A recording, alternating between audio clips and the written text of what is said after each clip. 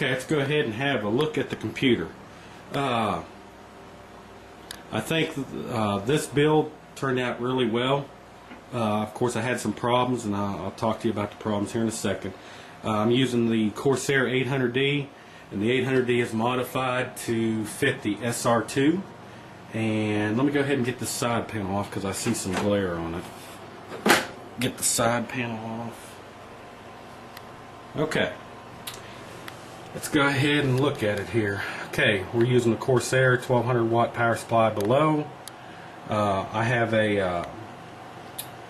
all the fans are Xigmatech. Most of the fans are the white LED and orange bladed fans that I've had really good luck with, and I think they're some of the finest looking fans that you can buy. The shroud is like a smoke color, and it has the white LEDs, and then the white LEDs reflect off of the orange blades, which I think gives it a really nice appearance. The one on the bottom, I use a Xigmatech without the LEDs because it will actually be shown. There's no cover for it in case the side panel is pulled off, and it's actually a little higher flowing, so that that 6 gigabits per second drive down there that's not hot swappable for storage gets a little higher airflow. For the intake, I'm using the Xigmatech fan there as well. Let's go ahead and look up, and there are all the Xigmatechs that are on the radiators, and I'm going to talk about the radiators here in a second. Okay, there is the famed RevoDrive that's really kicking my butt, to be honest with you. I've spent countless hours trying to get it to work, and then I thought it was working, and then it got corrupted on me, so I'm a little disappointed in it right now. I'm hoping that the RMA piece that they send me will actually work, and the hard work was done just getting it to boot, become the boot drive for the SR-2, so hopefully that'll be the case, and I'm looking forward to trying it. Below it, you see they're the EVGA Quadro 4000 cards. Again, this is going to be a workstation computer. It's going to be running seismic software, and those are the cards to get if you want to do that type of task. Below it is the Creative Labs Titanium HD card, and it's sitting there in the bottom, and that is the front panel connector that I'm using. Let's go over, if you can see, I'm trying to zoom in behind the water tubes there. The original plan for this computer was to use orange unisleeve cabling. Well, there's a couple reasons why I changed my mind, and we did not use the orange sleeve cable or unit cabling. It's a lot thicker than the normal cabling that comes with the power supply, and so I was unable to make it look right. So you can see the regular cabling that I have there from the there we go, from the Corsair 1200 watt power supply, and see how they are beautifully laid out, and they go underneath every one of those cards down into the bottom, into the back, where you can hardly even see that the wires are there. It's the same method that I used on my SR-2 build. Of course, I was using the 700D case instead of the 800D, and that brings up something else. I ran into a few problems using the 800D instead of the 700D. The first problem was this right here. On the 700D, this is flat, and so if you can see, the SR-2 comes to the complete end of the motherboard tray, and so it was no issue. Well, when I got the 800D, that cover would actually not fit because of the 24-pin power supply, if you can see there. So I had a buddy of mine, he modified that plastic shroud to fit the Zero ATA cables perfectly. You can see there. He actually had to cut into the plastic, and I told him when he was doing it, I said, I only got one of those, so you need to be careful. And he did an excellent job cutting those for me. We got it fit perfectly, so you're still able to cover up all the wires and all the unsightliness that's under this cover and use it. So those of you that want to use the 800D with the SR-2, since me and my buddy designed it, you think we would have realized that was going to be a problem. Well, we didn't realize it until I actually built something in it. So it can be modified to fit Or if you like, you just don't use the cover, but I wanted to use the cover for this build. So let's take a look at the radiators. I'm using the Danger Den Stealth radiators because I ran into another fitment issue. If you remember from the original video of components, I was using this radiator. And so let me pull this out. Remember I said it's a pretty thick radiator, but it's really nicely built. Well, since the mod on the 800D pushes the motherboard up significantly in order to fit the 10 input-output slots that you see there, when we tried to install, so with the thick radiator, this radiator right here, because it's so thick, it would actually hit the memory modules. Because again, this motherboard is so massive, it shifts it up from the normal where the motherboard sits, and it uses that complete area up there. So I went with thinner radiators, so I actually added a fourth radiator, which this is right here. So I have a 120 × 3 up here, the Stealth, and then I added a 120 Stealth radiator there. And I think this is actually going to give a little better cooling than the thicker single 120 radiator. So I think overall the performance is actually going to be better, and it actually looks nice. You know, with that radiator, all the tubing would have been hidden from the inlets and outlets of the radiator, and so I'm actually glad that we went this. So let's walk around to the front of the case, and I'm going to show you a couple things, and then I'll show you how I routed the coolant. First of all, I'm using the Koolance. It fits in a 5 1/4 bay, and it has the pump and the reservoir combined, and you can see the level there. And what this temperature is showing me, that's actually a temperature sensor off of the cooling temperature, so it will fluctuate depending on load. You can control the fan speed, which I have no fans hooked up to this because I'm using the controller that's beneath it.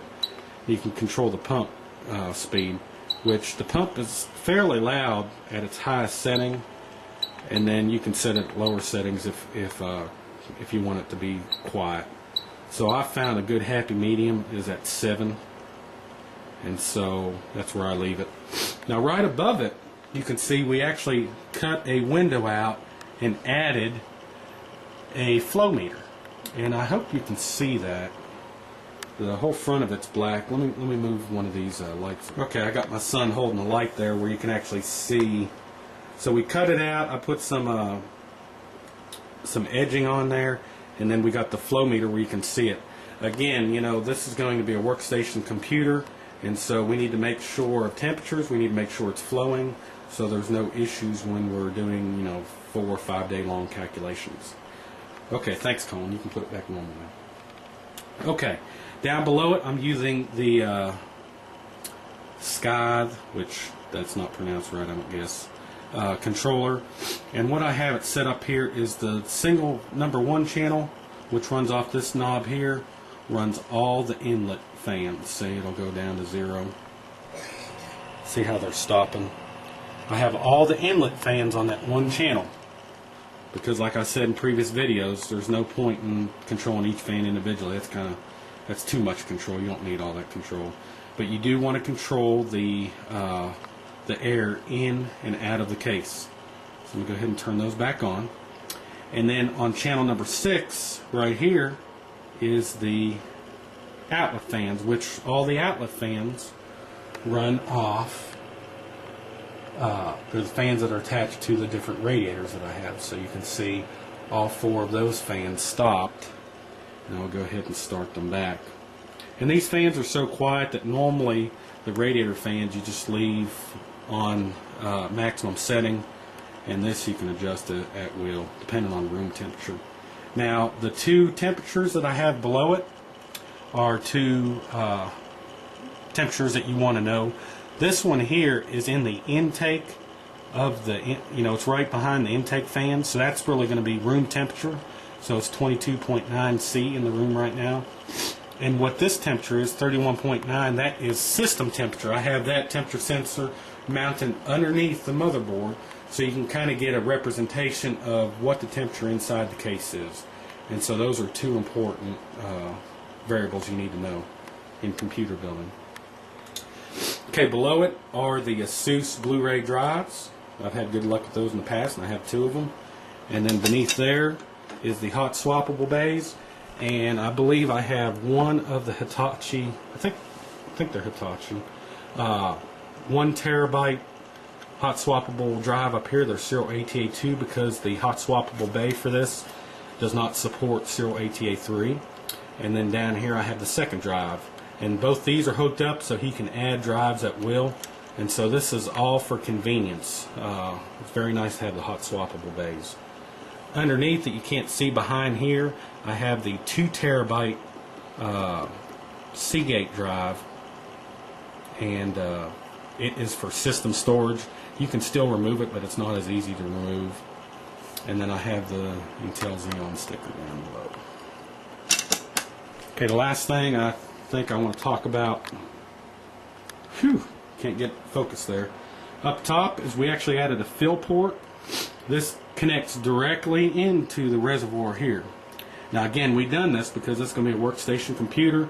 It's not like he's me where I'm changing computer components all the time and never have to worry about adding coolant. You know, this computer more likely will be good being used for years to come. So I have an easy way for him to add coolant. You know, he'll look down here, say, hey, I'm getting low. Need to go ahead and add some, and there's a syringe, you can add some, and he'll get some extra coolant. So we installed that on there to make it easy for him to add. So the front of it, I think, is very clean looking indeed. And then there's the other side. I don't have any